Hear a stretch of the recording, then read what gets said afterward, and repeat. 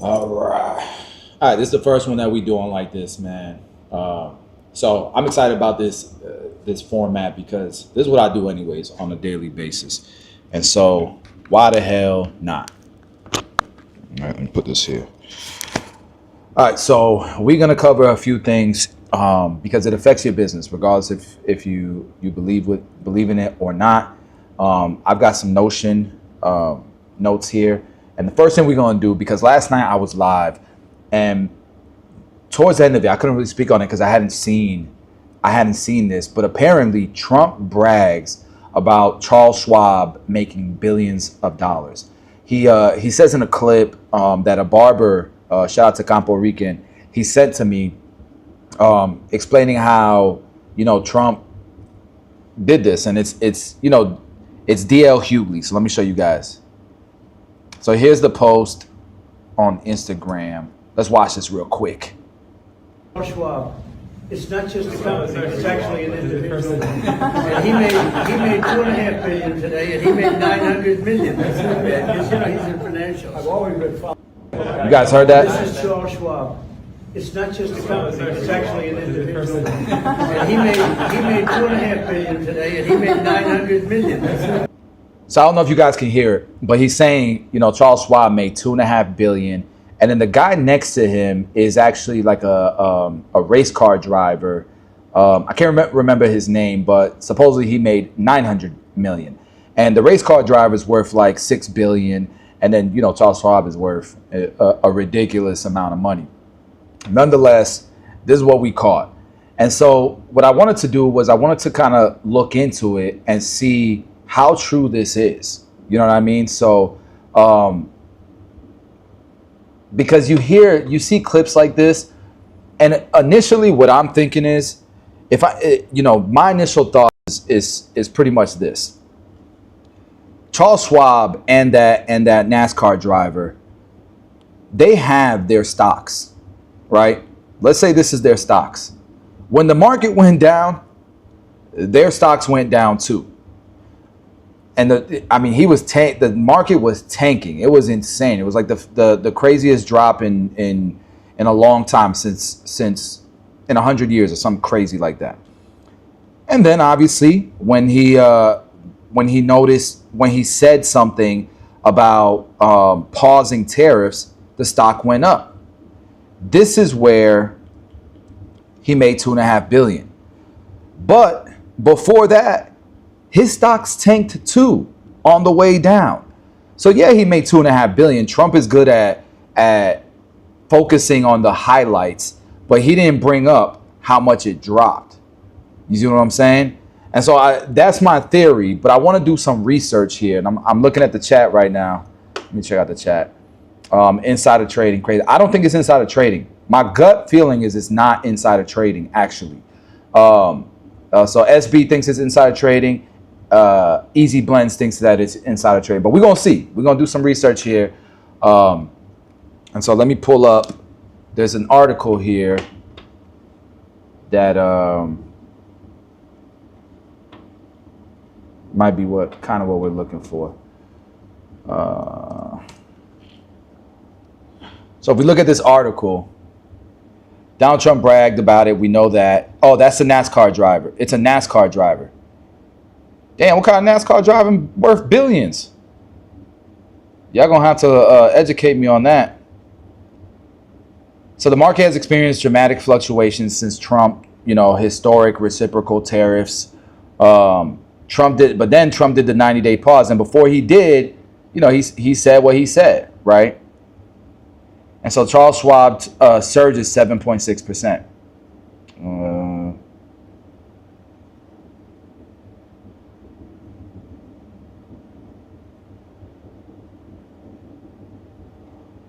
That's not telling me nothing.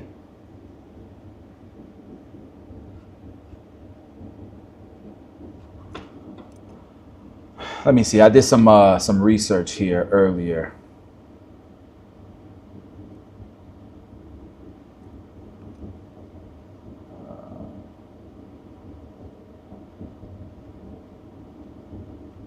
So I don't know if you guys use ChatGPT at all, but I used it for like some deep research on this. And so this is what it came up with.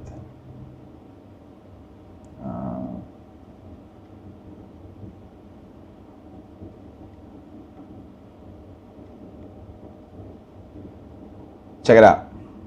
So I love this feature here, this deep research feature. So let's zoom in here and let's take a look at this. So I'm going to read it to you guys. So in recently leaked, so we know about the leaked videos. This is, and then he also on Truth Social, which I downloaded that damn app. Okay. I downloaded that app because the next time he tweets out, this is a great time to buy, I want to know. I want a notification.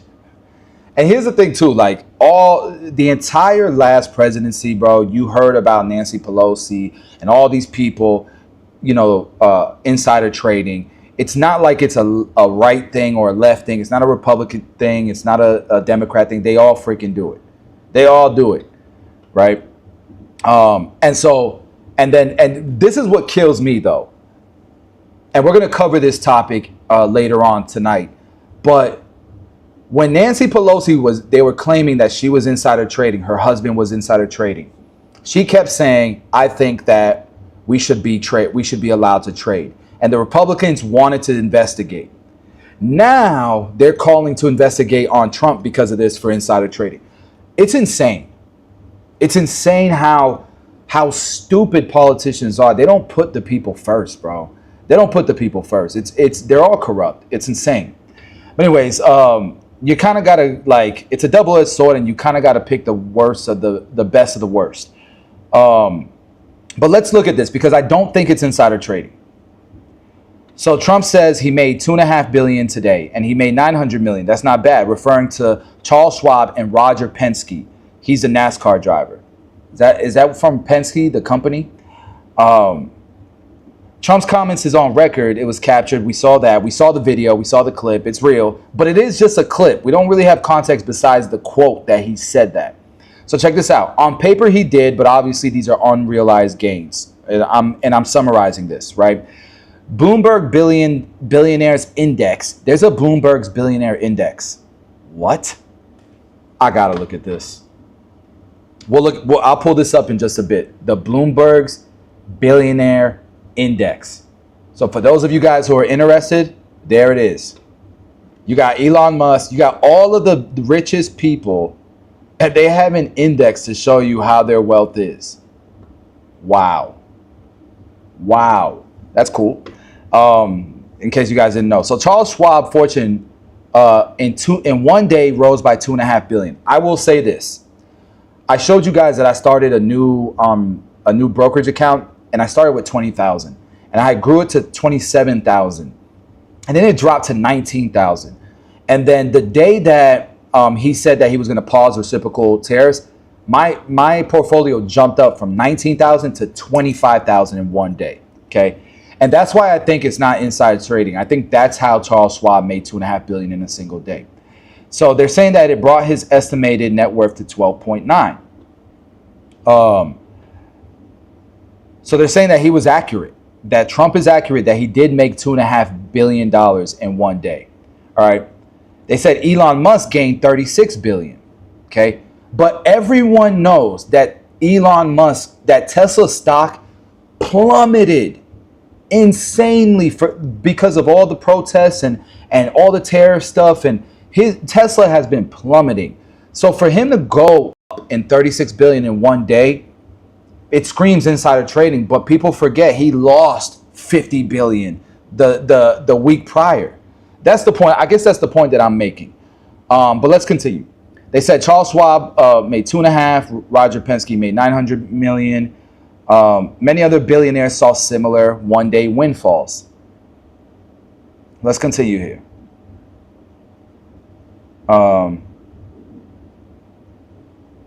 These holdings would have fluctuated with the tariff turmoil, but remained in his possession. Thus, Schwab's billions gain was real in terms of net worth, essentially reflecting the market's bounce back. And we separate from his firm's operational performance. It wasn't driven by any jump in Schwab's Corp's earnings or business metrics, just by the market forces. It was, however, directly tied to the stock's performance, meaning Schwab prospered as the company's stock and other market investments recovered value, not through any secret side deals. And this is coming from Business Insider. Okay. It's also worth noting that these gains came after a period of steep losses. See what I'm saying? That's what I was talking about. Just earlier, Trump's aggressive tariffs announcement had triggered a market crash. And this is true. My portfolio dropped by 19.5%. Okay. In the span of a week, erasing trillions in market value. Bloomberg reported that roughly 10 trillion was wiped out because of the tariff square. Charles Schwab's wealth would have dropped significantly during that slump as well, right? Then it rebounded when tariffs were paused. And so this is why I hate the way that, like, D.L. Hughley, bro, like you should take that you should add context to that post. Like, I wouldn't share those type of posts unless I have full context, because now you're leading people to believe something without context, right? And so we have it here. Yes, it went up in one day, 2.5 billion. And Trump, you know, he's known for exaggerating and all that stuff. But I mean, it's clear here that it went up 2.5 billion, but that was just recovery. And they're not fully recovered because he had to have lost more. Remember, it went up, I think, 10% in one day, but it lost 20% in the last week. So what are you guys thinking so far?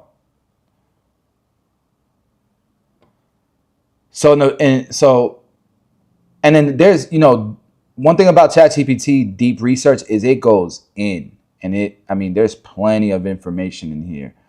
So here's the summary. So in summary, Trump's policy decisions undeniably set the stage for Schwab's windfall, but the crucial question is one of intent and coordination. Was there a direct private link, like a buy now, or an indirect public link, which it was public? Everybody saw the tweet that he did. Based on available verified facts, it appears the latter. So they think it's indirect public.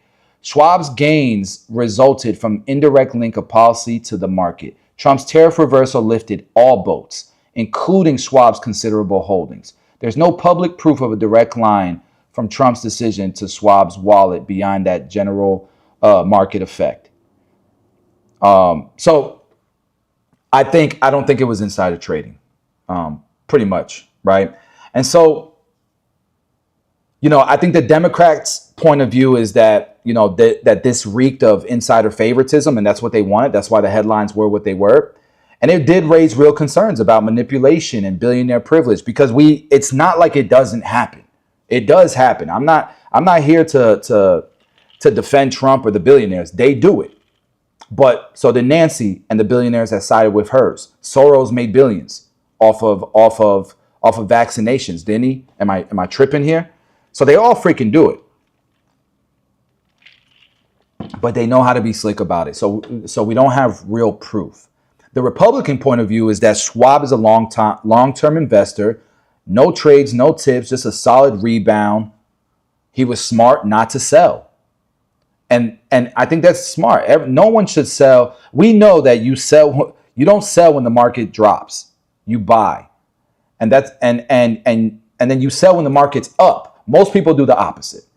All right. And so I got some questions for you. Do you think it's a coincidence, or do you think there's actually something deeper?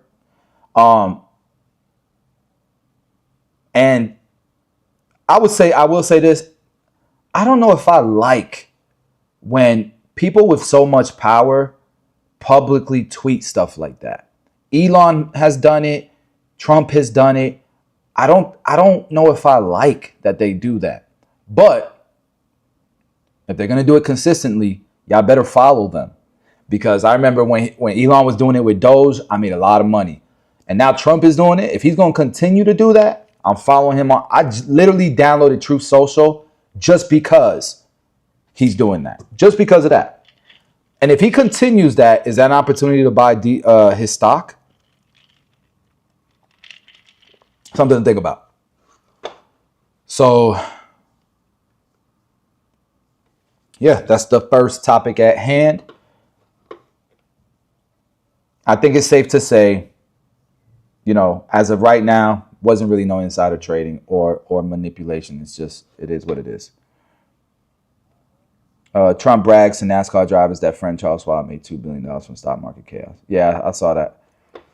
All right, cool. So the next thing is, look, now we have Democrats because of this that want Trump investigated for this. And so like you have Democratic lawmakers that are urging that the SEC get on him because of this. And we've already kind of covered why. It makes sense why. But let's take a look at this stuff.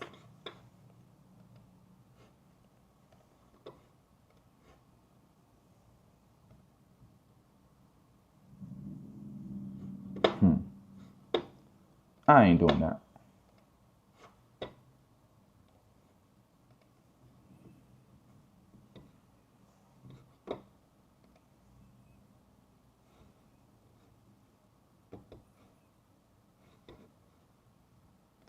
All right, so let's watch this. Let's watch what they're doing over here. This is the Wall Street Journal.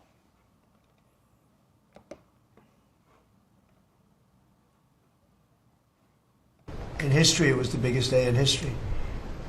We had a big day yesterday. There'll always be transition difficulty, but we had in history, it was the biggest day in history, the markets.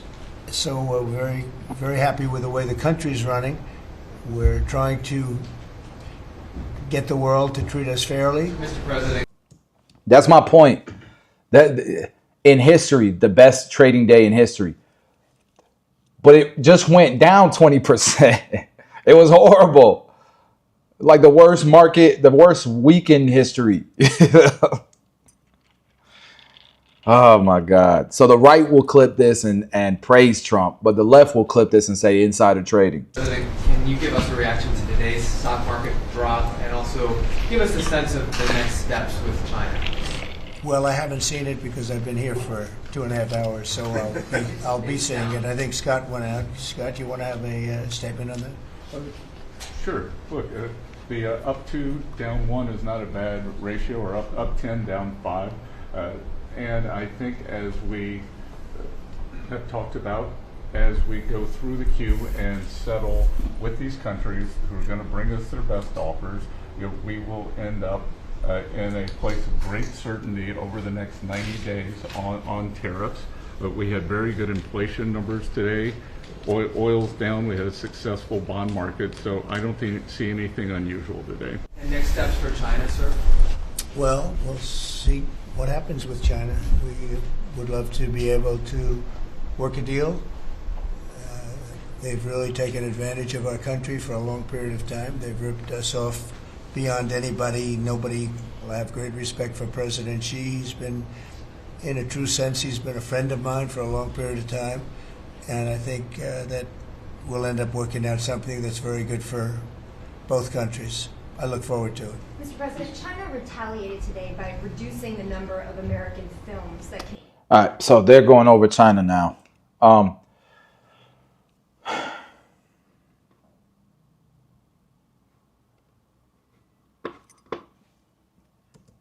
So I want to check out this article, though.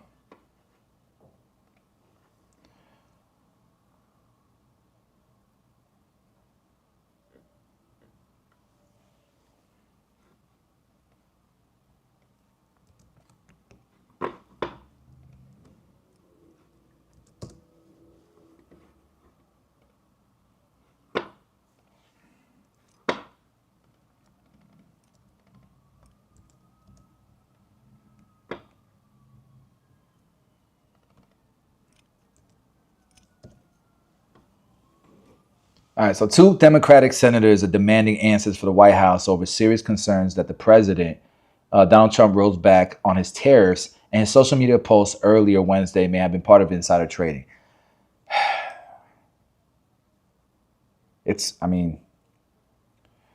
Hours before Trump announced, rolling back 10% to all countries, which sent the stock market soaring, he posted on Truth Social, "Be cool. Everything is going to work out well. The USA will be bigger and better than ever, and this is a great time to buy. DJT. Yeah,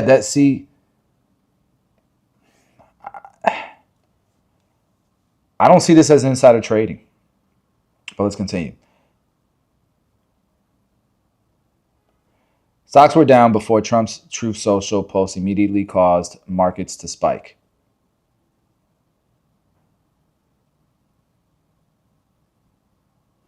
They want to know if, okay, I can see this though. You know, you want to investigate, did Trump's family members know? Did they make money? Did any of the employees make money? Right? But here's the problem that I have with this. Either we're going to make a law where politicians cannot trade, or we don't. And when it was the Republicans talking about the Democrats didn't want to talk about it, right? Let's look some stuff up because I distinctly remember this stuff, man.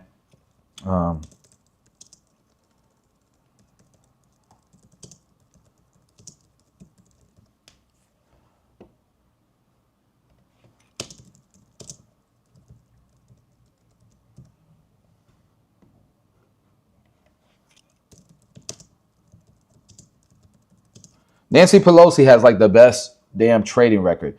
Look, they have literal like software for this. Look at this.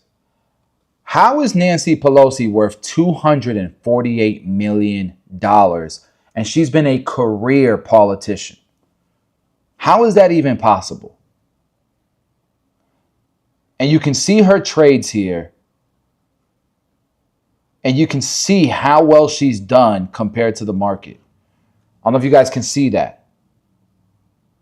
Here's the market index, and here's Nancy Pelosi. Balling the hell out. 571% returns. So I distinctly remember, you know, politicians wanting to ban other politicians from trading because of the fear of insider trading. And Democrats wanted no part of that. Now they do. So we got to make a decision here. And the other thing is, like, this looks like there was a lot of cases, let's see, where it looked a lot closer to insider trading.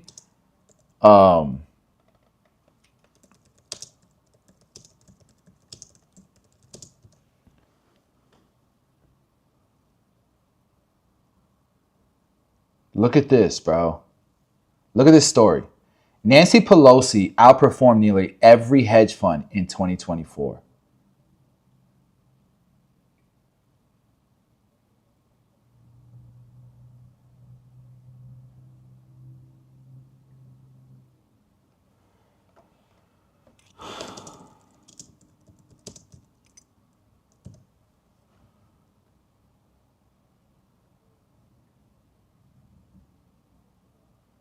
And like, there's Reddit forums that like really go in. Look, prosecuting Nancy Pelosi.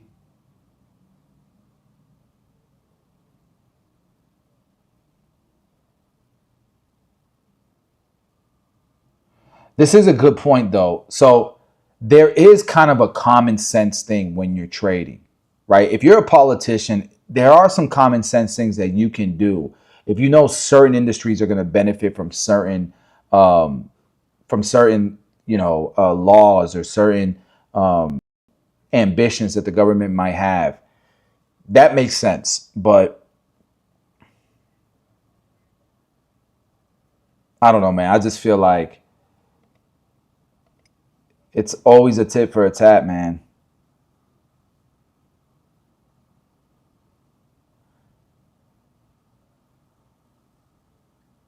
So I do think it's a reach in this particular example.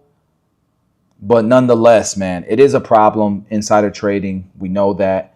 I do think it's a reach to investigate Trump for this. And what it does, in my opinion, what it does to Democrats is it makes all of their concerns feel like they're desperate. Like they're reaching, you know what I mean? Like they're constantly reaching. And so when you really have a concern about something that's genuine, you know, people aren't going to take Democrats so serious anymore. Because it's almost like, they continue. Trump's always talking about how they have this witch hunt on them. It does paint that narrative when you do this. Like, if you're going to call for investigations, bro, do it when there's actual, tangible, like a gut feeling is different than, yeah. So you guys let me know what y'all think about that. All right, here's another one.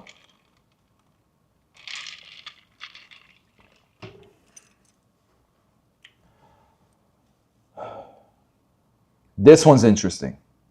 So let's check this out.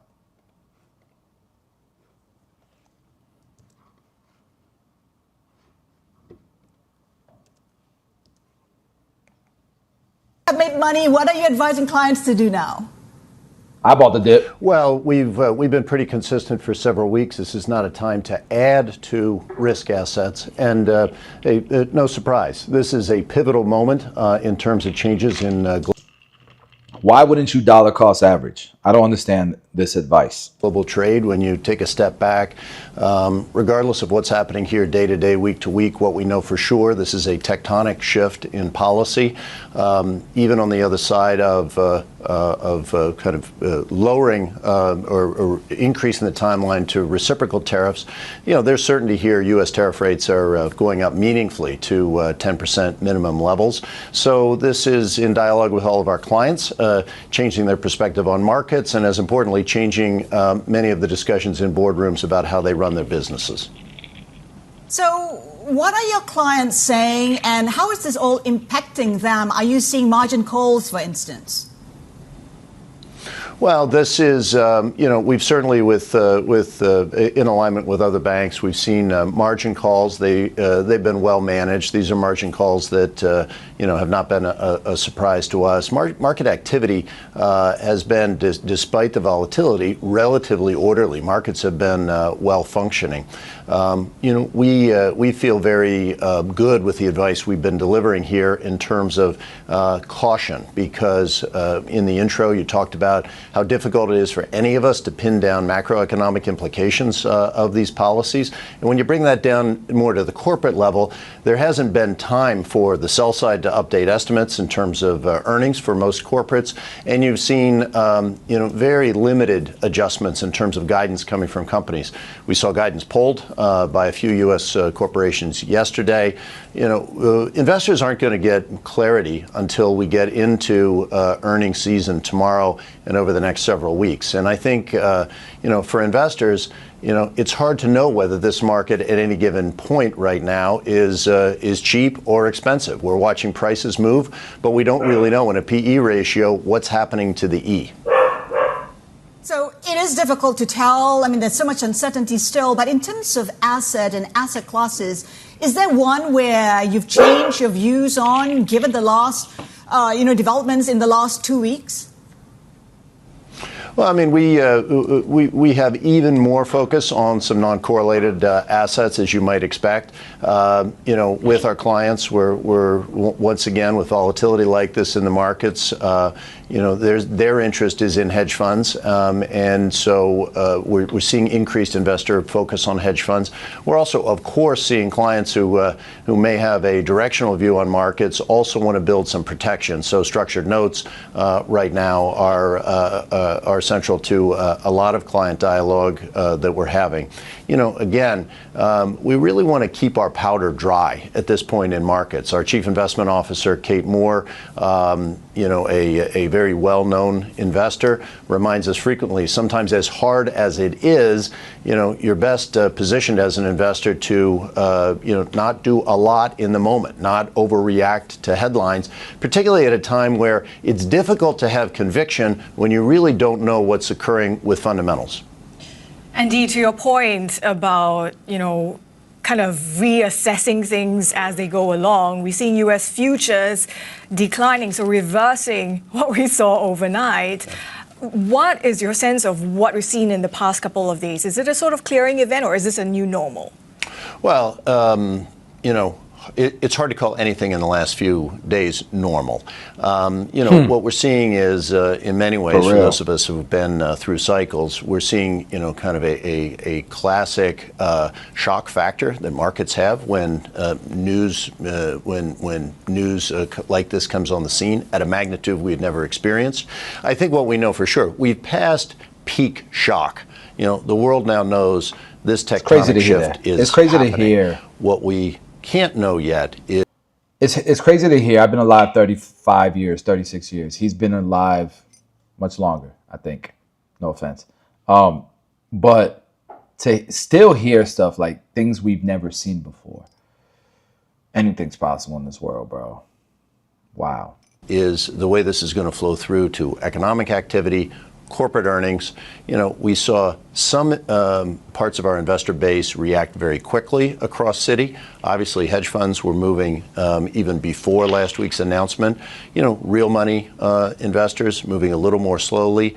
I wouldn't say that we've seen wholesale selling of equities in U.S. retail yet. That takes a while to unfold, particularly given retirement plans in the U.S. and other more stable pockets of U.S. equity investment. So this is, we're in a different phase. And, I would say to investors who are thinking about, entering these markets, do so with caution and discipline, have a core asset allocation that's set. And to the extent you do want to, try to be in and out of this market, have it be very thoughtful, a limited amount of your portfolio and, with appropriate order management, hedges so that, this market doesn't run away from you, because we're seeing, again, swings that are 9 sigma events yesterday in the U.S. market. So that's for U.S. stocks. But what That's good about for advice. U.S. Treasuries? They're supposed to be the safest, right, in the world. Yet those ructions that we saw just a day ago, does this all complicate where investors kind of hide, take shelter from the storm? Well, I mean,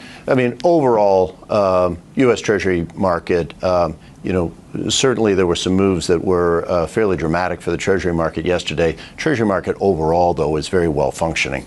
And I think that, I think investors around the world can continue to have confidence in the U.S. Treasury market. In fact, we're talking to clients right now who are hearing our message about caution in equities. Short-term treasuries is the place for them to be, in our view, with assets while they're waiting to move into markets. And so I think for our investors, I wouldn't overread changes in terms of U.S. Treasury market. We feel a great deal of confidence there. But Andy, some are already talking about. Yeah, so you believe in America, right? You believe that America is going to continue to grow. And so this is what I invest in.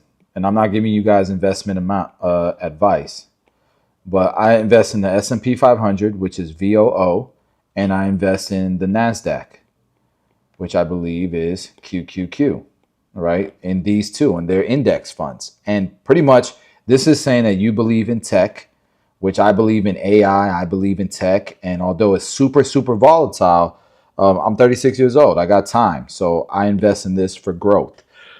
VOO is the top 500 companies in America. And if you're betting America is going to be successful, regardless of all the turmoil, the craziness that's going on, then buy this stuff. It's cheap right now. And it might go, and look, if you buy here, and it goes down here, you buy again. And it goes down here, you buy again. And it goes down here, and you buy again.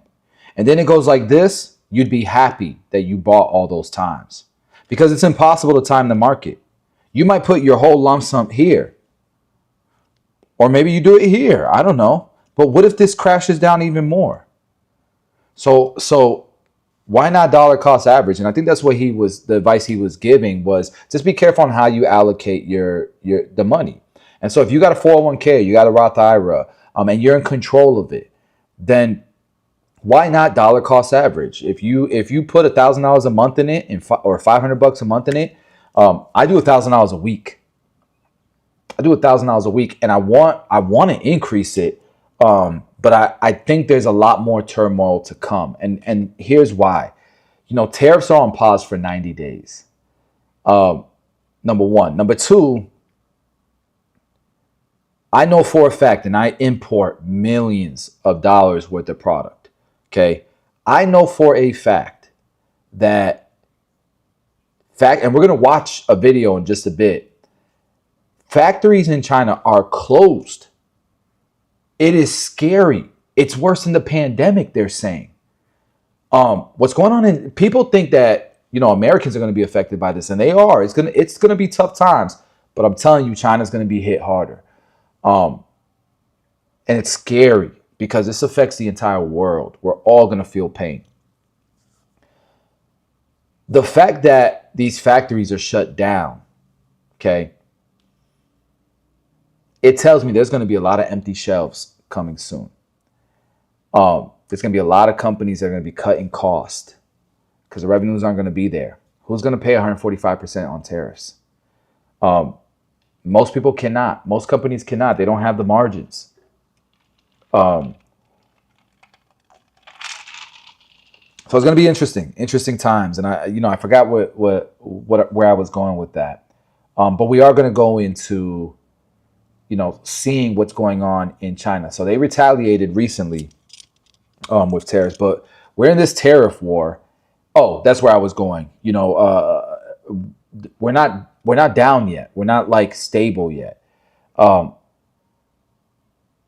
If this happens and companies start to cut costs, they're going to increase prices, maybe.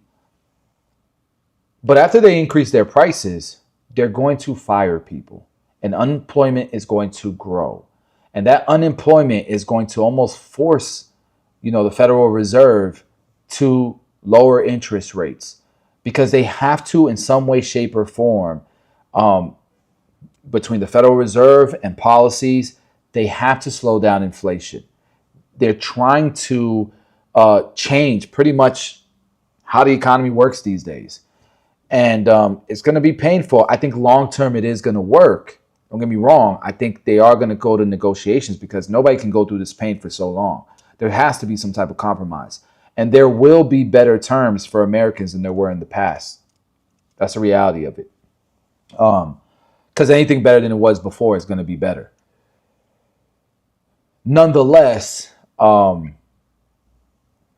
what's happening right now, the fact that factories are shut down, we are not going to see the effects of that, I don't think, for another month or so. Pretty soon, you're going to see unemployment rise. You're going to see, like, I'm in the barbering industry. When the pandemic happened, you would go to Sally's Beauty Supply. There was no clippers on the shelves, no hair clippers on the shelves. I think that's going to happen again. That's the type of economy we're going to be in. And it's scary. And so this is why I am definitely dollar cost averaging, DCA, because I think it's going to look like this, then like this, and like this, and like this, and like this. And then it'll go like that in a year, maybe, I don't know. But this is going to be 5 billion, and then it's going to be 2.5 billion. And then it's going to be 4 billion, and then it's going to be 3 billion. And then it's going to be 6 billion, and then it's going to be 5 billion, right? And every time it drops, Democrats won't say anything, or Democrats will say something. Oh, they're tanking, the economy's terrible under Trump. And every time it goes up, Trump is going to say, look at that, you made 2.5 billion in one day. And Democrats are going to say insider trading. And it's going to be over and over and over and over again. That's the reality. That's what I think is going on. But either way, Americans should be dollar cost averaging, because I don't think America is going to fail. It would have to be world war, nuclear bombs, and at that point, money is the least of our worries. So dollar cost average. Hopefully that's making sense. So Citi saying don't buy the dip, they are. The headline makes sense. This headline makes sense, but it's not really what they're saying. He's still saying buy the dip. Just be careful. Allocate. Be smart on how you allocate your investment, your money, and don't buy stupid stuff. Just buy the index, man. You know, he's talking about treasury bonds and stuff like that. Just buy the index. And that's not advice. I'm saying that that's what I'm doing. Hopefully that makes sense. Guys, if you cannot comment and you want to comment, it's because you're not subscribed. So you just got to subscribe and you'll be able to comment. No one has it figured out. Dems, Republicans, no one. Most billionaires reside in the U.S. We are good. I'm with you. Fit over 40, I'm with you. I'm with you on that, man. But there's a lot of people who are, there's so much uncertainty. It's scaring so many people. And so that's why that headline works. And that's why it's such a hot topic. Citi says, don't buy the dip. That's the headline. Look at this. This is it right here. Look. Citi says, don't buy the dip as market swings. That ain't really what they're saying, but it works. It works as a headline. So are you staying out or are you buying the dip? And then who do you trust? Do you trust the market or do you trust the media? I'm trusting the American market. That's just my call. You guys let me know in the comments what you're trusting. Somebody, Fit04 said, buy silver. I was in the middle of a haircut, but I wanted to ask if you buy SCHD. I don't know. I do not.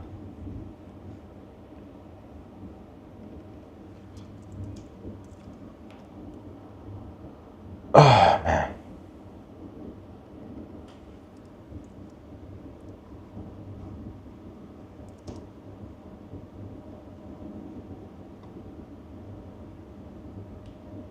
I do not. I just buy VOO, QQQ, and then I'll buy some Tesla. I'll buy some Nvidia just for growth. And then I do options too. I'll sell options, and every now and then I'll buy call options. But I'm usually selling options on companies that I want to keep. That would be the Teslas of the world, the Nvidias of the world, the Palantirs. Sometimes I do SoFi. I'm not as in love with SoFi, but it's cheaper to get in when I don't have a lot of capital. So it's a risk, right? Stacking silver. Yeah, I buy some crypto here and there too. Obviously, gold the last year or so was great, but gold hasn't been historically amazing compared to other investments. So that's where we're at. All right, so next, let's check out how China decided that they are going to retaliate on us. I want to see this because here's another thing. It's almost like media wants to see Trump fail. I don't even like Trump as a person. I think not even that I don't like him as a person. I like Trump as a person. I think the way he goes about things, he knows it's going to cause issues. But I think that if you can ignore what he says, and you just look at his policies, what he's interested in, and you don't look at conspiracies, I can back a lot of the things that he's for. Waking up to a whole new escalation in the global trade war. Beijing is hiking its retaliatory tariffs on U.S. goods today from 84% to 125%. And for the first time since this all started, we're actually hearing from the Chinese President Xi Jinping himself. Xi saying that his nation is, quote unquote, not afraid, and also warning. So Fit04 says that gold beat real estate in the last 20 years on chart. I don't think that's true. I don't think that's true. Can you tell me where to look for that? Because I think that chart is going to miss out on some very important pieces. Real estate makes money beyond cash flow and appreciation. And people miss out on that. And it's very important to look at the details, the full holistic reason people buy real estate. So, quote, there are no winners in a trade war, and going against the world will only lead to self-isolation. This after President Trump. I want y'all to catch something here. Catch something here. From 84% to 125%. And for the first time since this all started, we're actually hearing from the Chinese President Xi Jinping himself. Xi saying that his nation is, quote unquote, not afraid, and also warning, quote, there are no winners in a trade war, and going against the world will only lead to self-isolation. This after President Trump raised tariffs on Chinese goods even higher, 145% now, as we're all trying to. I just don't like the media, bro. Keep track. The White House says they're waiting for China to pick up the phone. China says essentially the same thing about the United States. This very clearly showing what a tit for tat looks like, sending markets tumbling Thursday. But President Trump still optimistic when meeting with his cabinet. We think we're in very good shape. We think we're doing very well. Again, there'll be a transition cost and transition problems, but in the end, it's going to be a beautiful thing. Stock futures are right now up across the board. Let's see if they stay a beautiful thing today. But what is concerning investors a lot right at the moment, the U.S. dollar falling to its weakest level against the euro in 3 years. CNN's Elena Treen at the White House for us once again. CNN's Mark Stewart, we're not letting him go. He's in Beijing for us. Mark, tell us more about China's counterpunch and what it's going to mean. Hi, Kate. Good morning. Look, none of this is a surprise. These latest tariffs are very much in the Chinese playbook.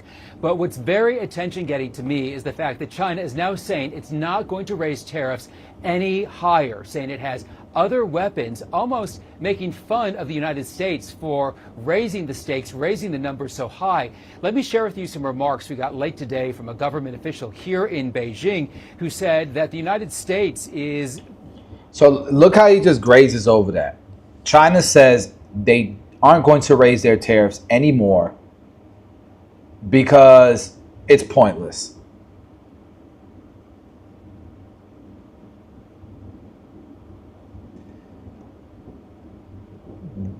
That sounds like they tapping out, bro.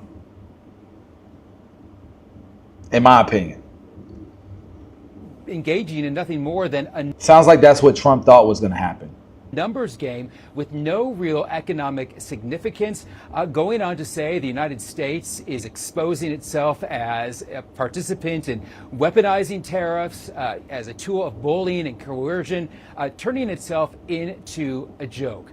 So that is the latest. But here's the thing that, like, this is what they're reporting, but it's like, wait a second. Are we really going to act like China does not abuse the hell out of us in America as consumers, as their biggest importer? Bro, we're supposed to not be the manufacturers. We're supposed to be the innovators.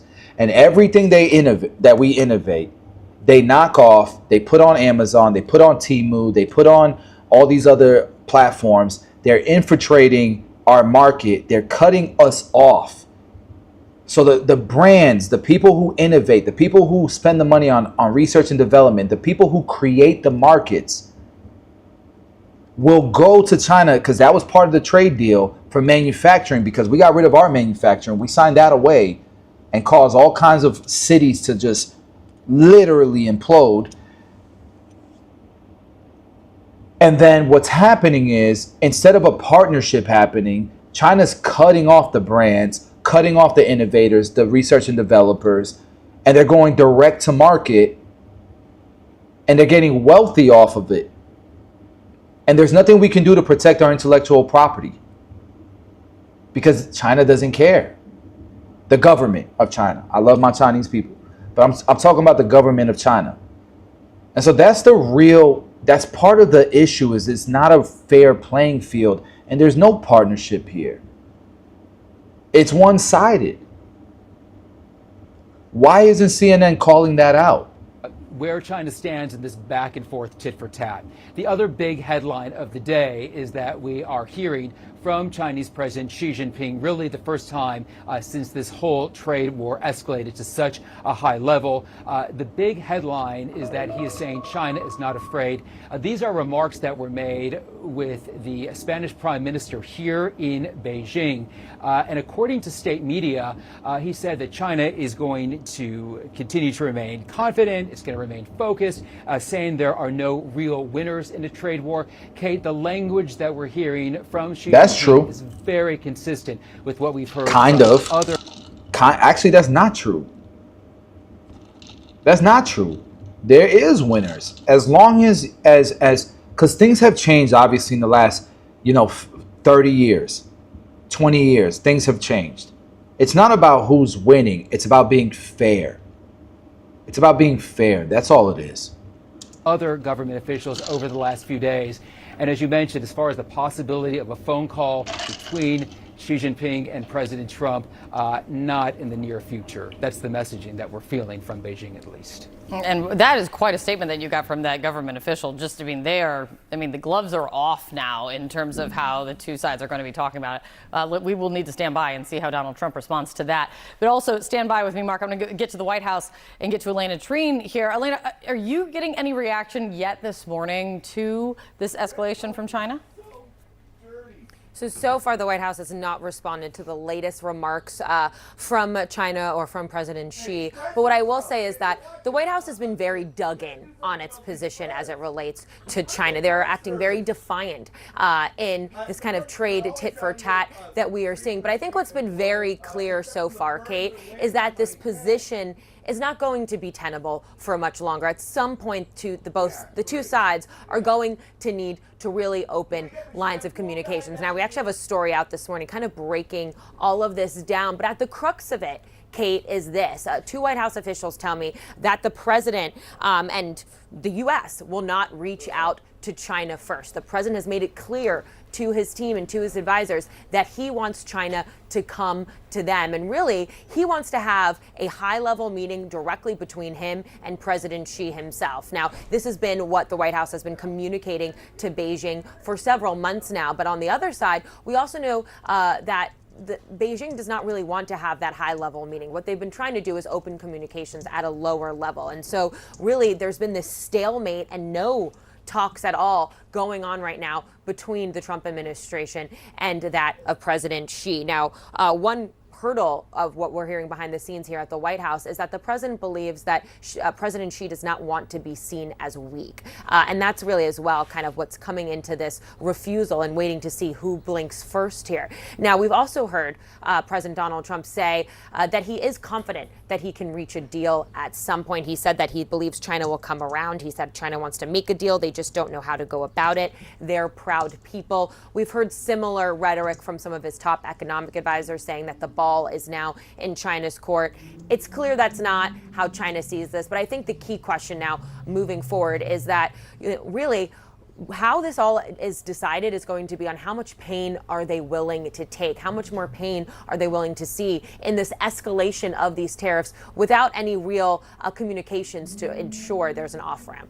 Yeah, exactly. How much pain is the Trump administration willing to endure, and also the American people? How much pain is China willing to endure as well? Elena, stick with me. Mark, in this moment, this tit for tat has been going on now, for quite some time. Why do you think, and what are you hearing about why Xi Jinping is speaking out in this moment? I think really two reasons, Kate. Number one, look, I don't think they're both playing their cards the best that they can, but pretty soon we're going to look at what's really going on over there in China. And I don't think, just judging off of how China says we're not raising it anymore, I think they're backing down. We have other ways. This is comical, blah, blah, blah. That's a great way of looking, because the leadership in China has to still look strong. They can't look like they're backing down, right? Excuse me. Sorry.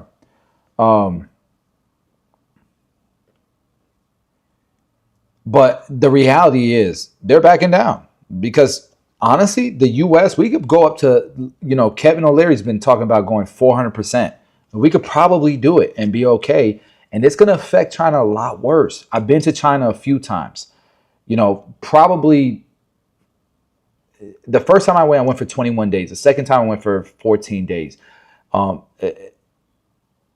been there quite a while, and quite a bit.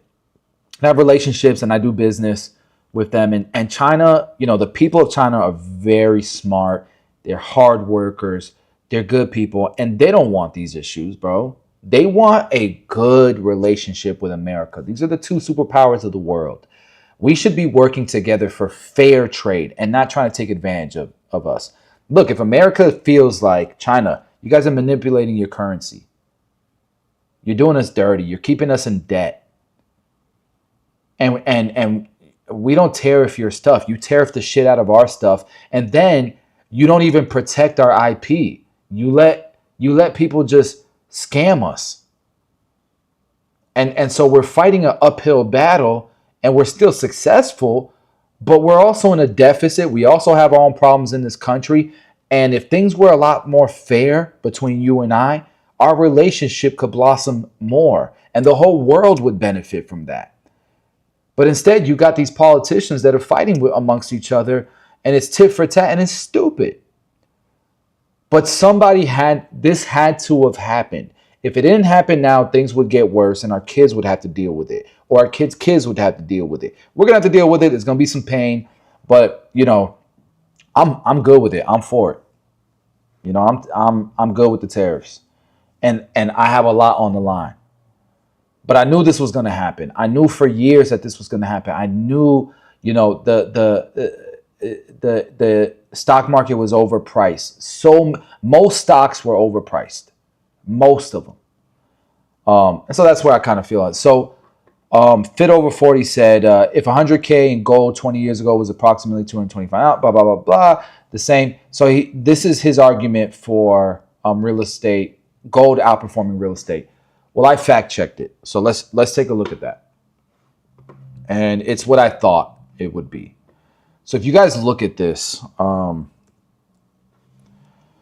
this is ChatGPT. So initial investment, 100K. This is what people leave out. This is what gold investors leave out. They leave out the leverage. Look, a smart investor uses leverage. Even in the stock market. You should, I use margin. I'm selling puts. I'm using margin on that. And in this lifetime, if you want to be wealthy, you have to use leverage. You can't save your way to wealth. Okay. So with real estate, you can leverage quite a bit. And this is 20% down. You could put 5% down, 3.5% down. So this is conservative in my opinion. So 100 grand in gold versus 100 grand down on a $500,000 property. Okay. And think about it. With real estate, you can also buy undervalued real estate and you can add value by improving the property. That's not added into this equation, but it should be because I don't buy anything dollar for dollar in real estate. I try to buy undervalued real estate. I try to add to it and increase the value of the real estate. I've renovated many properties and increased the value. Most real estate investors do that. But in this example, it doesn't. And trust me, real estate is still going to do better. So let's continue. So already you got cash flow, you got equity built in, you use leverage, right? Before taxes, 100 grand in gold invested in 2005, that's 20 years ago, would be worth 522,000, which is actually more than what you said in this comment right here. No, it's less. You said 675. ChatGPT says it would be worth 522,000. Real estate would be worth north of 840,000. That's 800 grand in real estate. Okay. And that's the thing. If you know real estate, you're going to buy in the best markets possible. Okay. So this number could be higher. But here's the other part that people miss out. It's the tax strategy. Okay. With real estate, you can depreciate the asset. You cannot do that with gold. Okay, here's my deductions. So I could essentially make $150,000 this year, and with my real estate, pay zero in taxes because I bought real estate. You can't do that with gold. So to me, if I'm a high income earner and I'm taxed at 30%, let's say that's my effective tax rate. 30% on 150K is $45,000. So add 45,000 to this number. You're pretty much at 900 grand.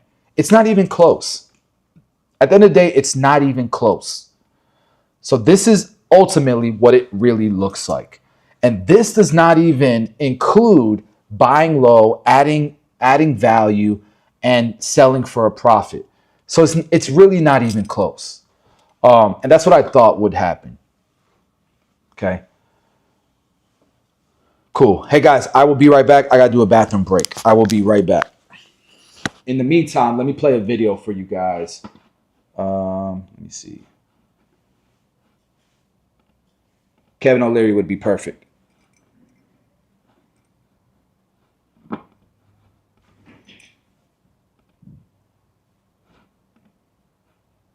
Why is it not playing?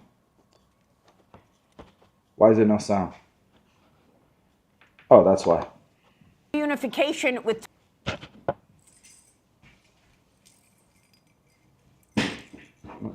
Taiwan is going to get their heads smashed to dust. Remember he said that? Is that where you got that?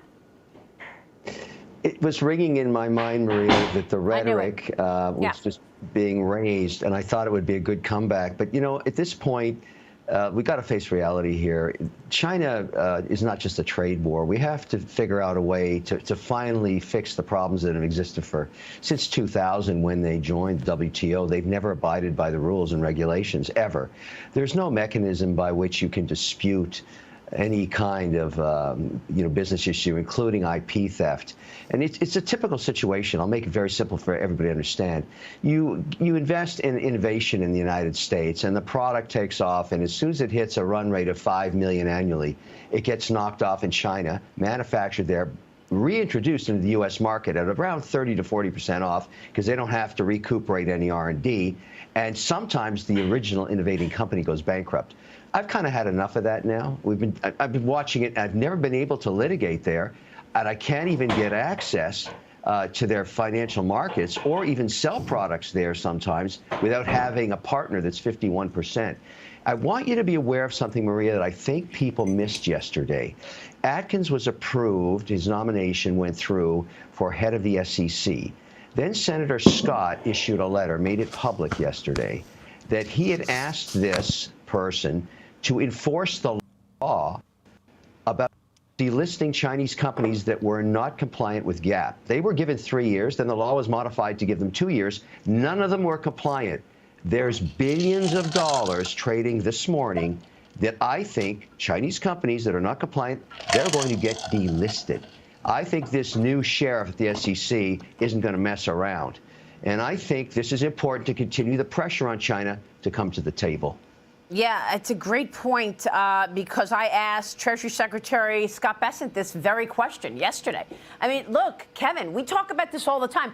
We've got all these companies, Chinese companies, trading on U.S. exchanges. Some of them have already been sanctioned. Some of them have already been put on certain lists, you know, blacklists or whatever in the U.S., and they're still trading on U.S. exchanges and, enabling or allowing U.S. investors to buy these stocks and, in effect, fund the expansion of our number one adversary. So I'm wondering how far they're going to go.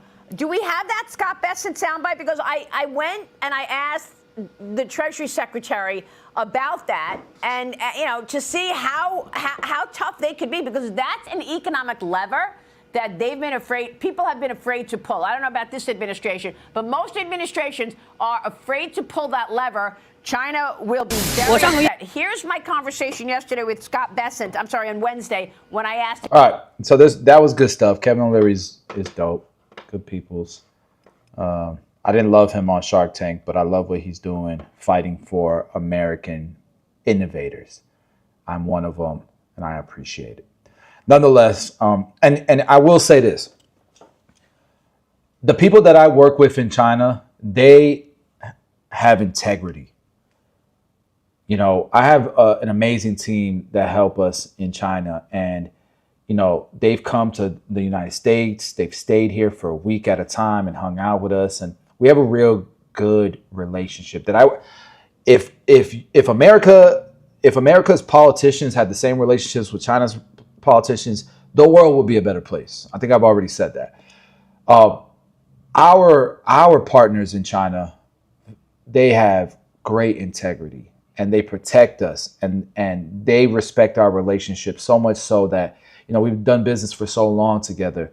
But unfortunately, I've also been burned. It's very difficult to find those relationships in China, unfortunately, and that's the reality of it. It's got to be fixed. It's got to be fixed. All right. So next topic here. Let me see where I'm at. Oh yeah. So with that being said, you know, CNN is covering this, and again, it's not just CNN, it's media in general. They're especially, you know, you get it on both sides. If you're anti-Trump, you know, there's media for you. If you're for Trump and you're anti-Democrats, there's media for you as well. I hate the bias in it, but that's human nature, and that's always going to exist. What you tend to hear from CNN, though, and we just watched some videos where it almost looks like, yeah, China ain't worried. China's good. I don't know about what Trump's doing, man. I don't know what Trump's doing, you know, like, it's not looking good for us Americans. China sounds like they know what they're doing. I work with a lot of manufacturers in China. I import millions of dollars worth of product every year. And I'm telling you, it's scary what's going on over there. And it's scary for both America and China. But I think it's scarier for China, in my opinion. And here's why. Let's watch this. And you guys let me know your opinions on this, because I am intrigued. What the hell is going on with my iPad? I mean, my laptop. There you go. Last month, I took an order for a batch of copper parts. I've already bought all the materials. It cost tens of thousands, and everything has been cut, ground, washed, and engraved. It's not finished yet, but today the customer messaged me and said the delivery might be delayed. After customs clearance, the taxes have gone up too much. A TikToker who works as a bulk trade supplier shared in his video the huge pressure he's under after the sudden increase in U.S. tariffs. 订单量5000多万美金，今年我们订单已经排到了26年的5月份。 Our orders are worth over 50 million US dollars. This year, we're already booked through May 2026. But with this 30% tariff hike, the impact on us is huge. If you're a small startup, it's not such a big deal because you don't ship enough to fill an entire container. But for us, it hits hard. Our profit margins in bulk trading are already razor thin. Now with a 34% tariff, it's like getting knocked to the ground. He said the only thing he can do for now is... That was at 34%. Remember that? When it was 34%? It's 125 China side, 145 America side. Wait, his backup plan is to ship through third-party warehouses in other countries. That's the only way forward. On April 7th, the owner of a clothing factory posted a video saying the entire foreign trade apparel industry in China is filled with anxiety. 现在做外贸单的 Everyone doing foreign trade now is nervous. A 50% tariff is just scary. Who's going to place orders under these conditions? Sure, some clothing businesses are still busy, but it's hard to make money anymore. US orders only make up part of our business, but there are so many... Wait a second. Isn't the Canton Fair right around the corner? Oh my gosh.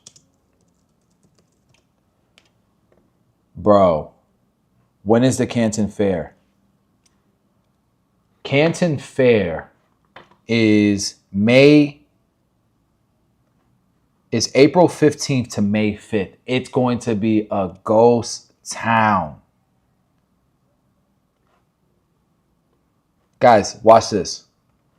How many people attend Canton Fair? 246,000 on site, 408,000 online. Attend. And last year was a record attendance. 250,000 people showed up. The Canton Fair, just so you guys know, is freaking insane. How big is the Canton Fair? Bro.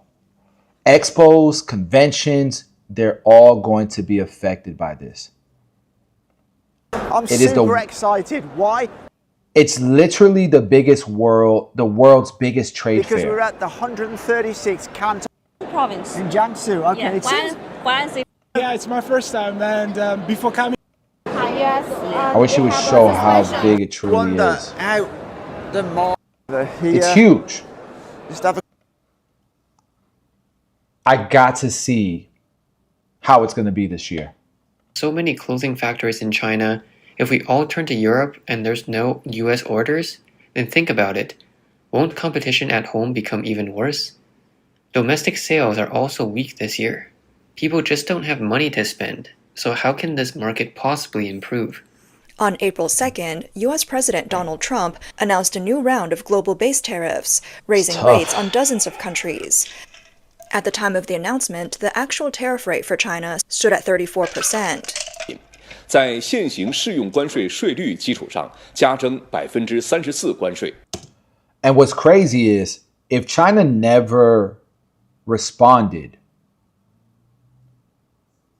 they'd be just like everybody else. Paused tariffs, 10%. In response, the Chinese Communist Party announced on April 4th that it would impose a matching 34% tariff on all goods imported from the U.S. Trump then warned that he may raise tariffs on China by another 50%. The CCP responded by saying it's ready to fight to the end. While the Chinese government is showing a tough stance, many businesses in China are already feeling the pain. On April 7th, a TikToker filmed a clothing factory that had shut down and said the clothing industry is in serious trouble. Look at that. All the machines in his Look factory are about to stop. He said this year is going to be incredibly tough. That same day, another TikToker posted a similar scene, workers moving goods around. And you know, I feel for these people because these aren't the politicians, bro. These are hardworking people. You know, I've sat down with people like had dinner, had tea. When you go to a Chinese factory, one of the tradition is you got to have tea. Can't turn down the tea. They have the nice table. A lot of them have really crazy setups. You have tea with them and you talk business. And these are entrepreneurs. They're trying to feed their families. They're trying to come up in life. Our politicians, their politicians are the ones with the egos that are going at it. But I just want to do business with these people and they want to do business with us and they want to make the world a better place for the most part. Now, like I said, there are a lot of cheaters and the US and the Chinese government does nothing to protect their trade partners when it comes to intellectual property. I've had many, many situations where people copy. Bro, I ain't got no... when I first started, bro, I ain't have shit. And I remember, bro, I saved up a bunch of money. Me and my business partners, we saved a bunch of money. And we put it back into the business so that we can develop something from the ground up with no investors, nothing like that. The very next day, our manufacturer calls us and says, hey, man, a bunch of people are calling to see if we can make the same product for them. An exact copy. Can we do it? Bro, what the hell? Next thing you know, there's copies of it everywhere, even though we told them no. But then you do have your partners in China that will protect you. But the Chinese government will not protect U.S. companies. And I think that's what Trump has a problem with because he was a businessman and was probably affected by this, right?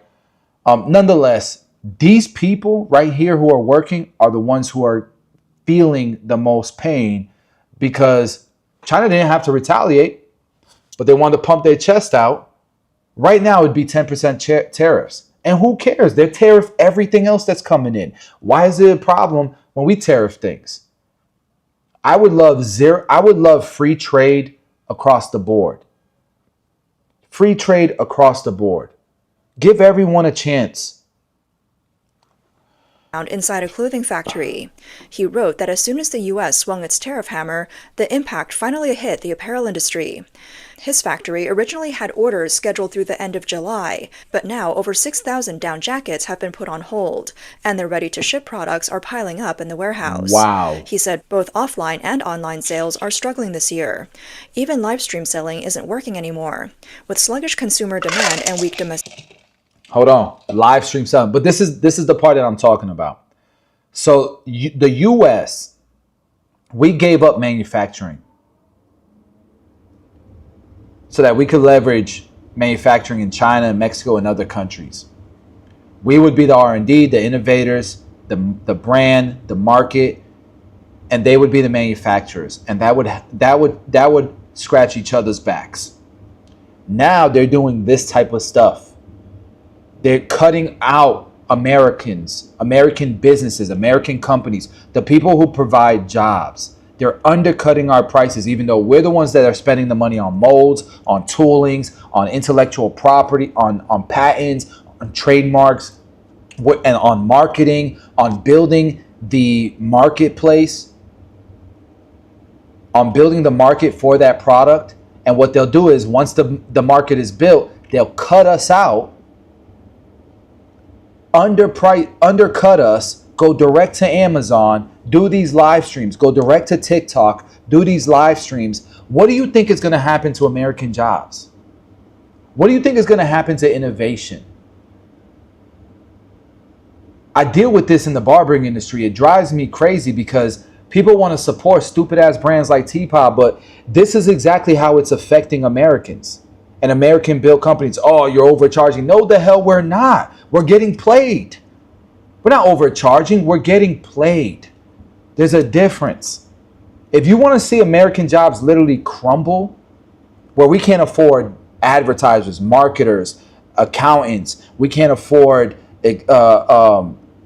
all these people who are going to college to work for a company who's like, guys, open up your freaking brains.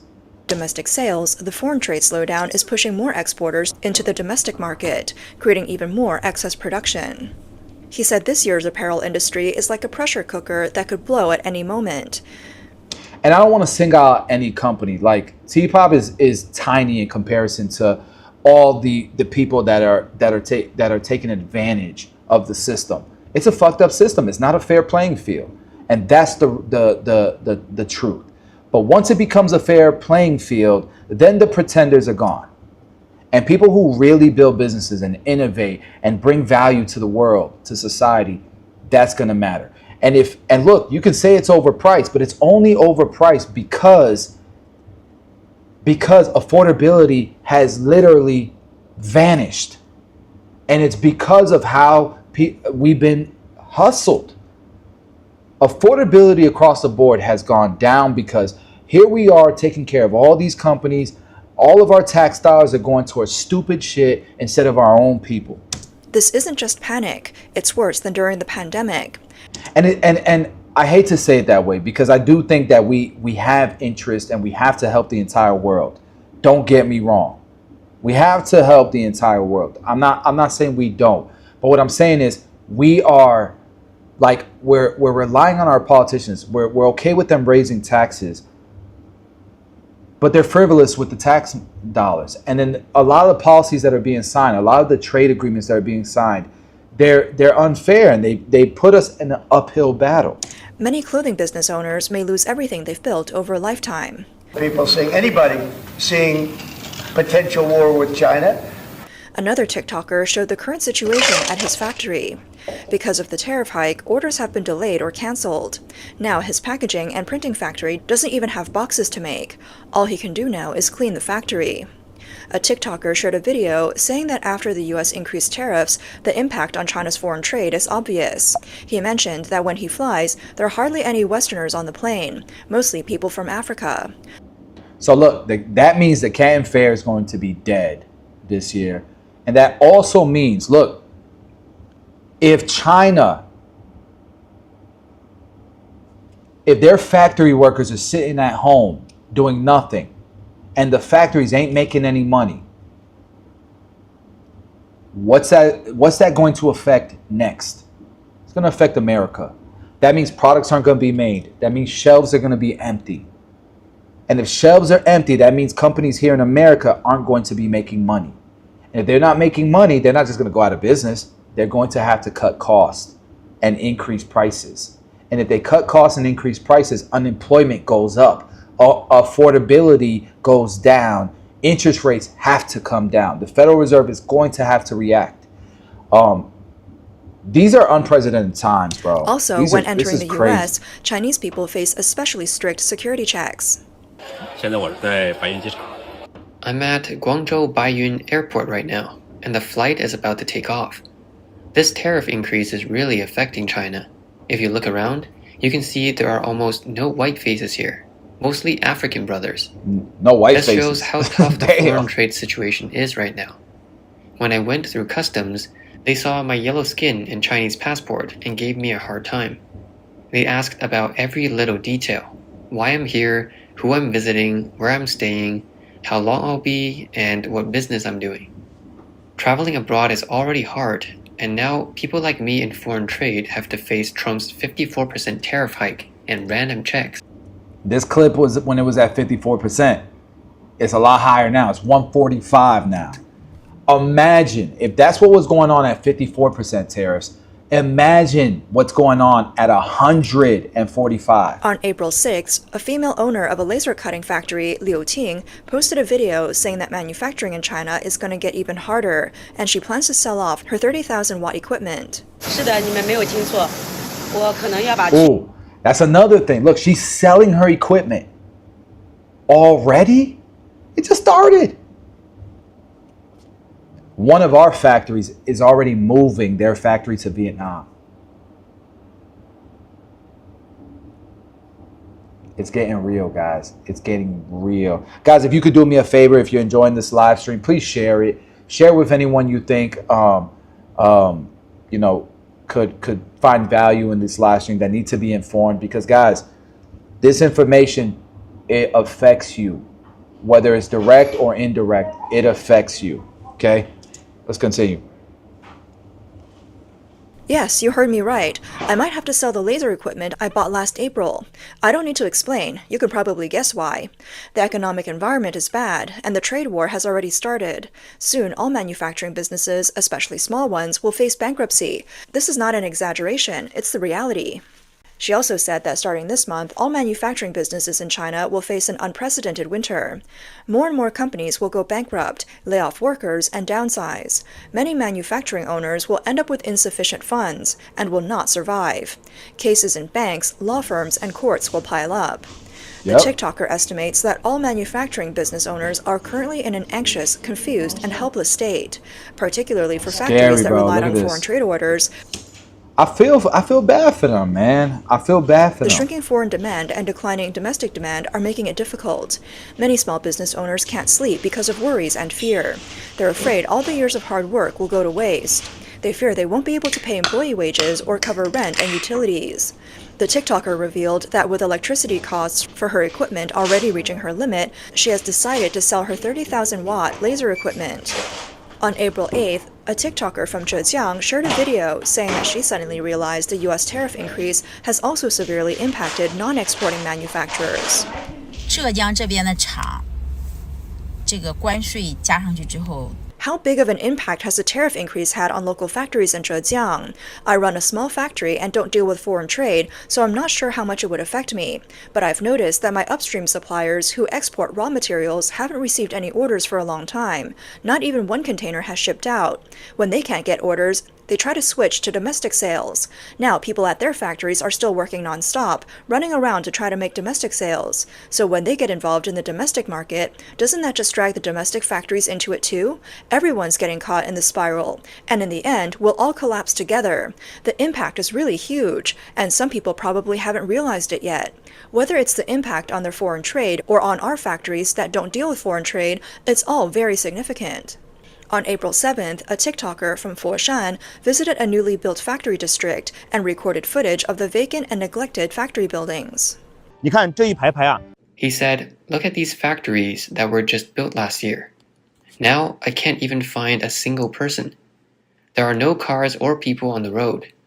Some of these factories are single-story and others have multiple floors. The landlords spent nearly $1 billion yuan to build these. Just a few years ago, these beautiful buildings were all leased out by middlemen.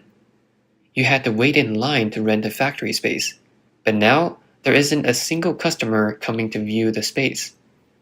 The new factory buildings behind me haven't even been renovated yet because the landlords are afraid of spending money if no one rents them. With the manufacturing industry in decline, every industry is struggling." He recalled that some Chinese companies moved to Southeast Asia to avoid the US-China trade war a few years ago. Now, this new wave of tariffs is a heavy blow to those companies because some countries have even That's another thing. Things will never be the same again. We had a trade war 10 years ago, maybe, with China, and a lot of companies moved some of their factories so that they could be diversified in case this happened again. Don't you think American companies, Chinese factories are going to make changes so that, in fear that this could happen again? They don't want to be victims of this again. And so there's going to be a lot of companies that diversify regardless if we come up with a deal, with an agreement with China that's fair and that will facilitate a great economy in both countries. Regardless, entrepreneurs are scared and they're not going to make the same mistake twice. There's going to be a lot of factories in China that are going to also open up factories in Vietnam and other Southeast Asian regions. And there's going to be a lot of American brands and companies that are going to find factories in other regions as well, in Turkey, in Mexico, in Italy. They're going to diversify their manufacturing much more. So this is going to affect China, I think, long term, much worse than America. Because our economy is our economy. Our marketplace is our marketplace. And if it's going to be painful if brands have to change from China to Italy or to Turkey, but there are other countries that are playing ball. And although it's painful, I think that companies are going to do it regardless, just in case, if that makes sense. Stay in Southeast Asia, move back to China, or shift to Africa. See? On April 7th, Ms. Gong, a manager of a Bluetooth headphone export company in Guangzhou, told Radio Free Asia that most companies in Guangdong that used to trade with the U.S. have stopped accepting orders due to tariff barriers. She said, and I said this earlier, I think this is genuinely why you have America here, USA, you have Canada here, you have Mexico, you have the Panama Canal, right? This is why Trump went after Canada, went after Mexico, put pressure on Panama Canal first. Because if he hadn't done that first, then Mexico could have China could have just sent product to Canada, to Mexico, through the Panama Canal, and still got into the U.S. All kinds of loopholes would have been created and avoided those tariffs. It's much more difficult to do that now. This is why he went after these countries first before he even addressed China. And I remember distinctly people saying, how come he didn't address China? How come he's only going after Canada and Mexico? But they're doing everything we said they were going to do. Why is he still going after them with tariffs? You know, they got rid of the fentanyl, Canada. They did their thing with the border. Mexico put, 4,000 troops or 9,000 troops on their border. How come he's still going after them? There was an ulterior motive, and it's showing. Shout out to that thumbs down. Yo, guys, if you're on here, if you can drown out that thumbs down and hit a thumbs up for this video, man, I would appreciate it.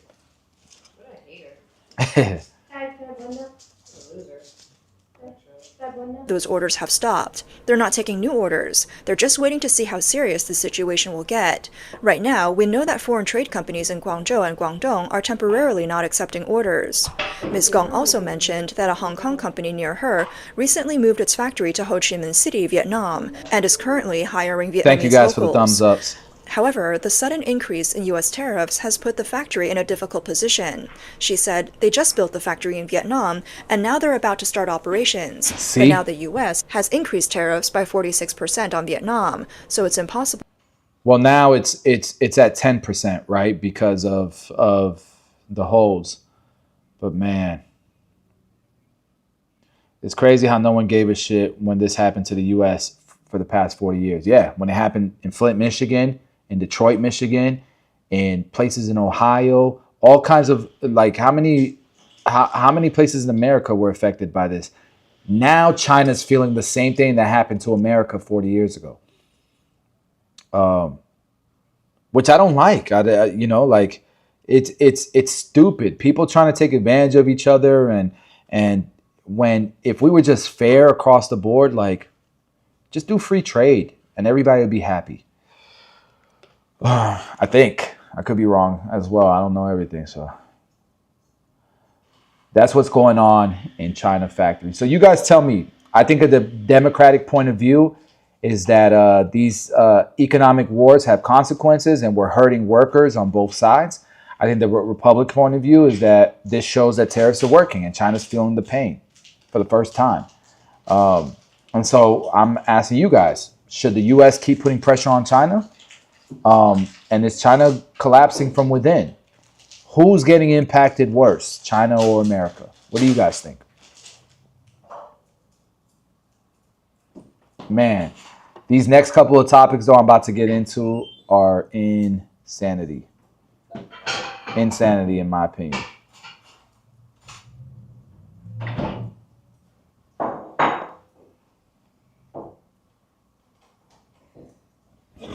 Let's see if I can find this, because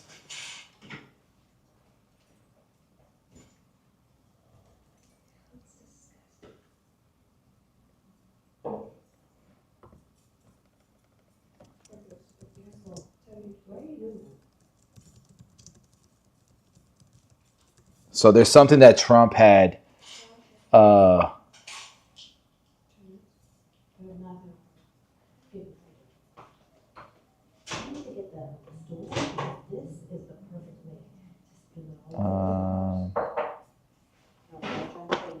where's the article that I'm looking for here?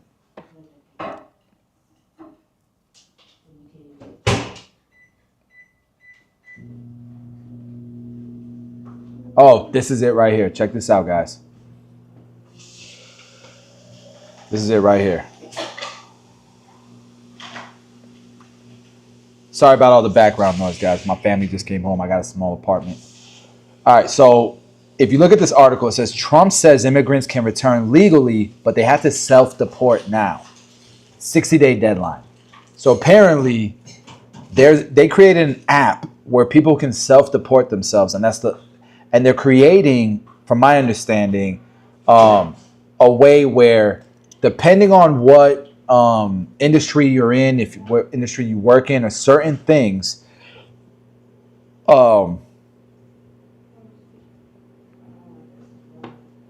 okay, so hold on. There's this comment. China has better manufacturing infrastructure, and they could capitalize off of the burnt bridges by the current administration. You think so? I don't know. All right. So this is interesting that they're doing this, and apparently, depending on what industry you work in, let's say you work at farming, stuff like that.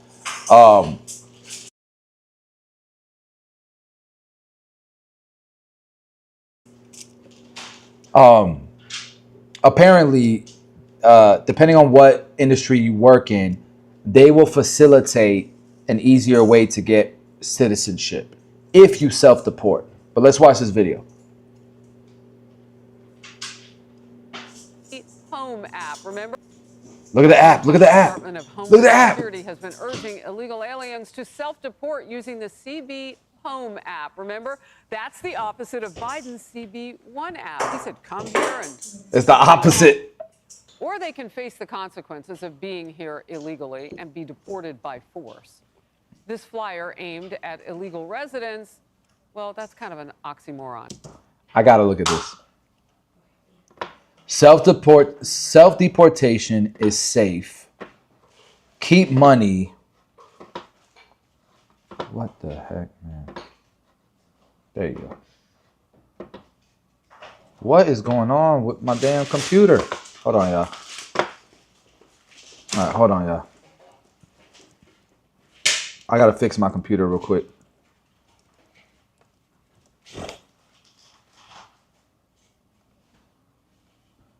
Arrange.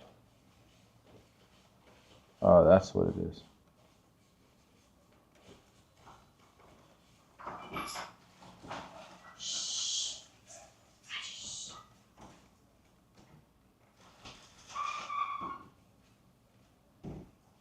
All right, fixed it, I think. Sorry, guys. So let's read this real quick. Self-deportation is safe. Keep money earned in the U.S. if you self-deport. Future opportunity for legal immigration if you self-deport. Possible flights home. If you don't self-deport, there's fines and penalties, possible imprisonment, immediate deportation, and supposedly you cannot come back legally. At illegal residents, well, that's kind of an oxymoron. Illegal alien shares how self-deporting is safe. Illegals can even pick their own flights out of the country. It also warns about new penalties and steep fines if they do not comply. And it appears the administration's effort is working. New CBP home data shared with more than 5,000 illegal aliens have used this app to voluntarily exit America. Paul.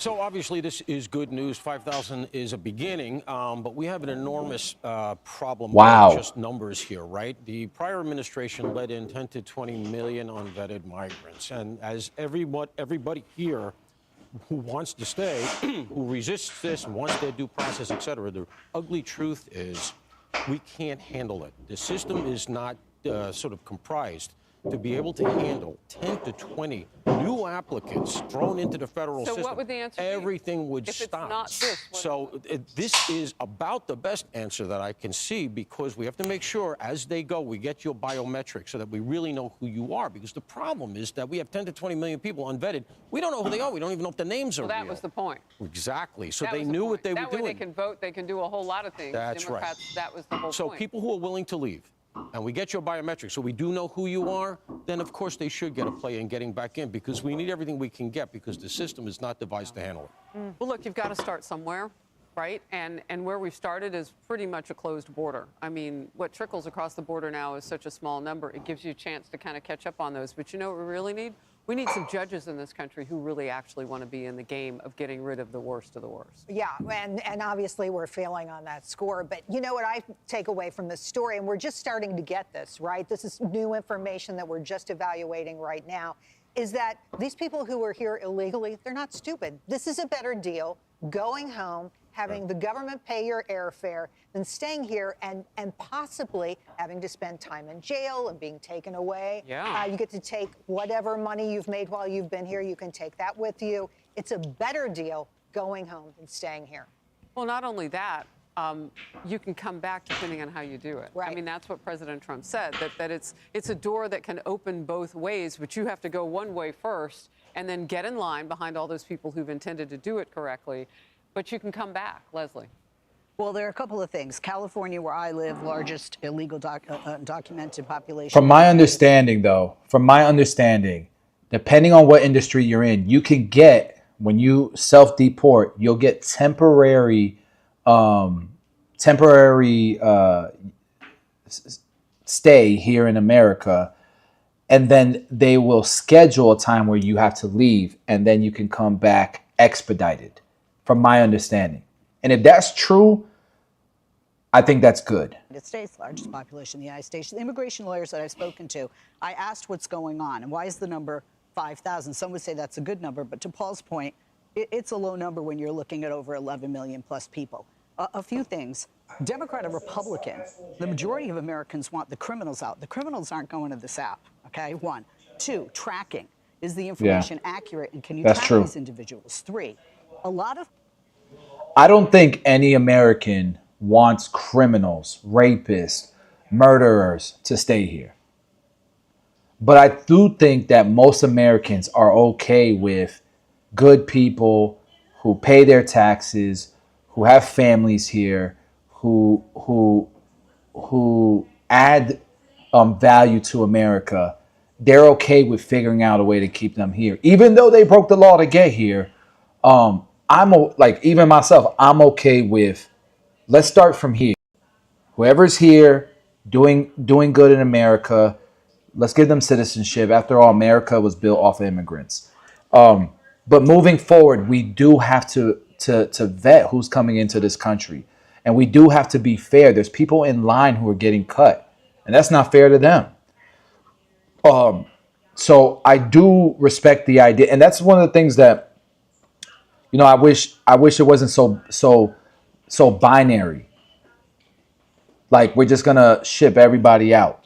Like there's a number, I think, where things are solved, where things that Americans are complaining about are solved.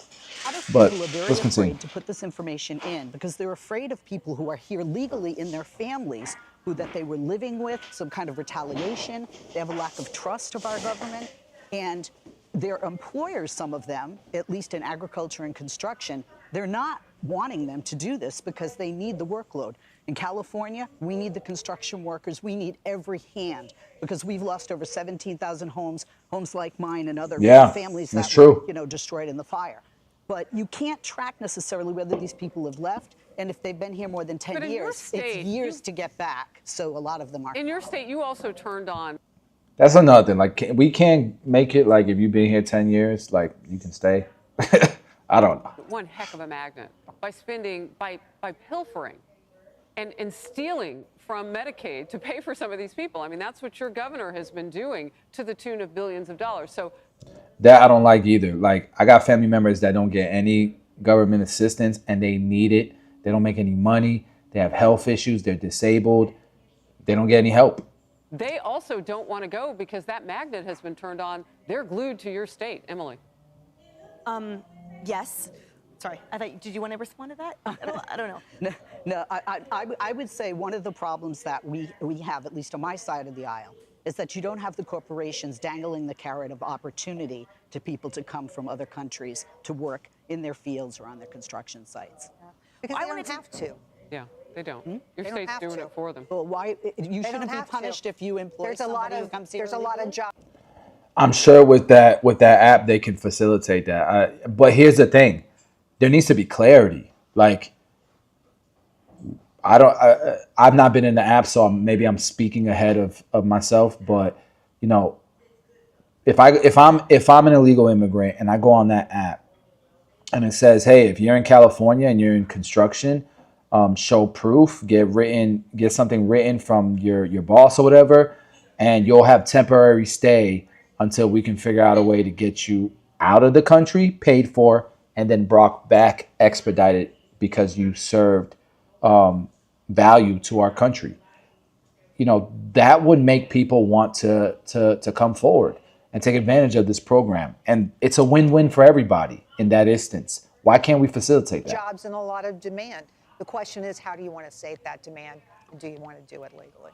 As we talk about the system, I wanted to bring up the system of the cartels, where they traffic in human smuggling. That's the second largest global illicit industry. And we know, we've talked about this, when you try to take a dollar away from any type of organized criminal enterprise, believe me, they will fight for it. So now coyotes are being paid by these illegal immigrants to take them back over the border. And you sort of dovetail that in with the ongoing conversation about President Trump's work with the Mexican president. And we're talking about drones, and we're talking about attacking the cartels head on.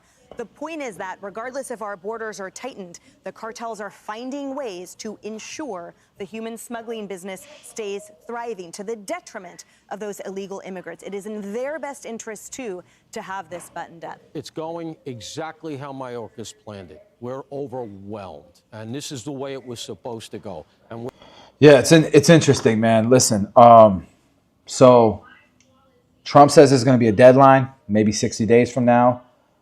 Farmers could help workers come back legally pretty quickly, is from my understanding is what's going on here. Trump was quoted saying leave now or you won't be allowed to return later.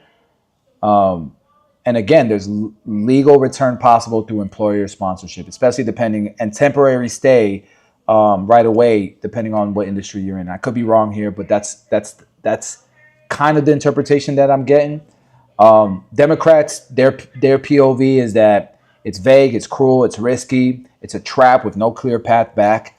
And I can see that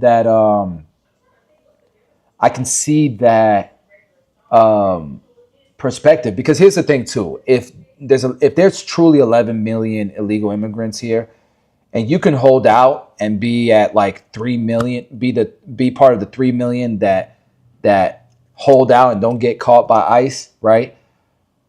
At the point where unemployment is good, inflation is low, the economy is good, people stop caring about illegal immigration all of a sudden. They only care about illegal immigration when we can point the finger at it and say that's the problem.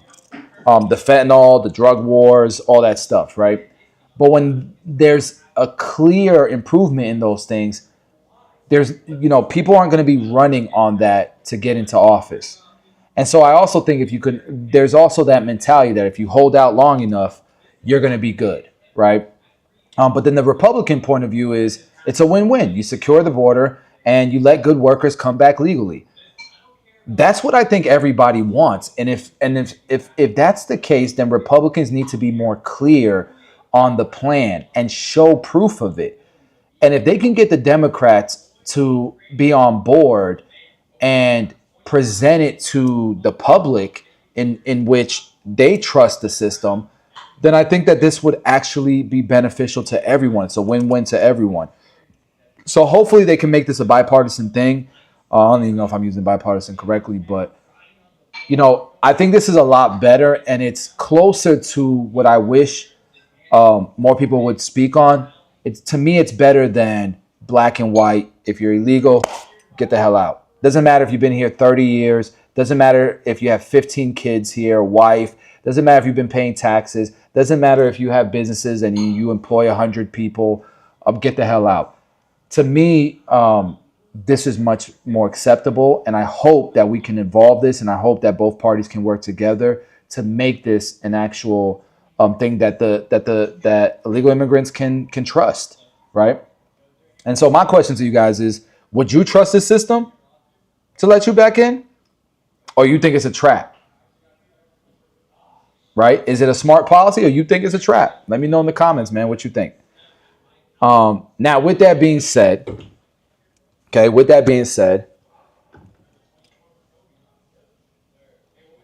you know what? I think I'm done live streaming for tonight. I hope you guys enjoyed this live stream. I hope it was good to you guys. I was going to share, there is a Maryland man who was mistakenly deported. And I think even Joe Rogan had touched on this. It's messed up. It's literally, and they've talked about how there's going to be mistakes that they make. And there's going to be people who are wrongfully deported. And I think that this guy is the guy from Maryland who they wrongfully deported is a perfect example of that. Let me see actually if I can play the video. I'm going to play the video, and then you guys let me know what you think.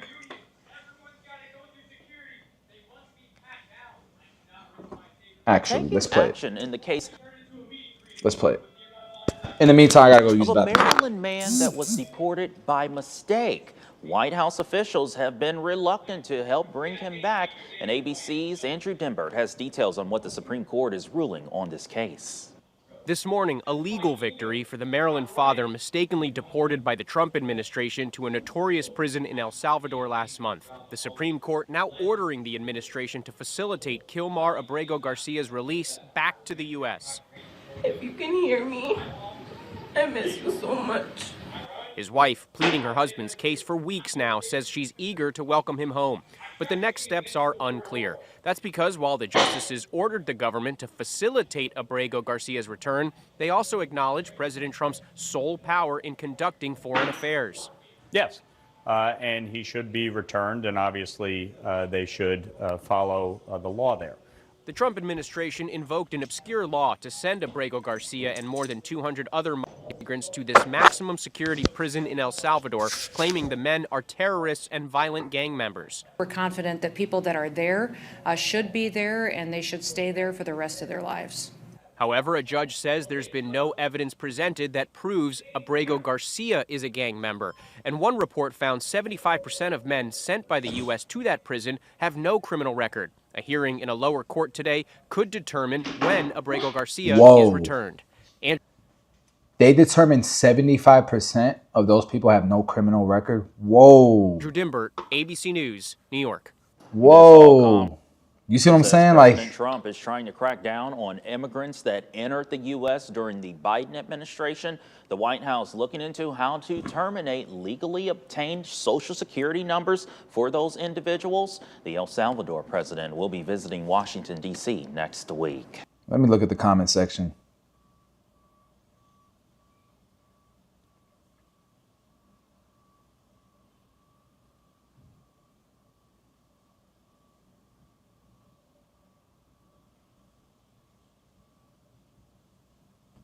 It said he's a MS-13.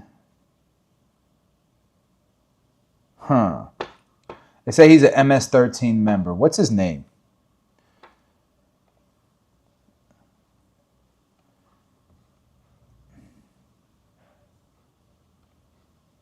Jeez, man. Leave me alone.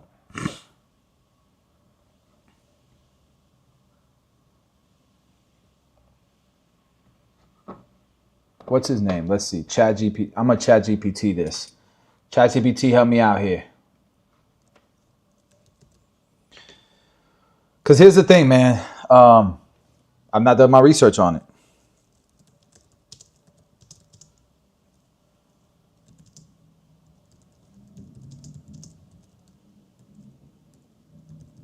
So one of the things that I like to do, and I don't know how to spell, but one of the things that I like to do is I like to ask ChatGPT for arguments and counter arguments. And so the argument supporting this guy is violation of legal protections,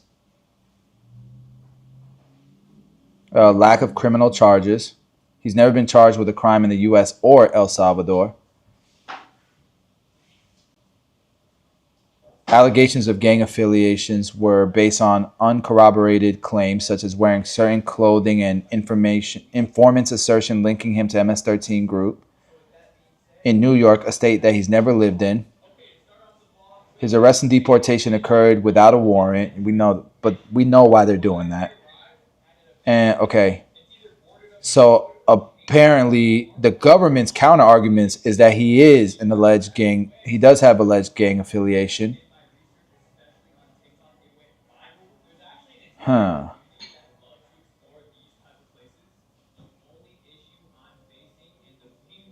It's interesting, man. One of the things that I like to do too is I'll go on Facebook and I'll just see if these people have a page. Because sometimes they have a page still. And you can pretty much look at their... I don't think this is the same guy. I don't think that's the same guy.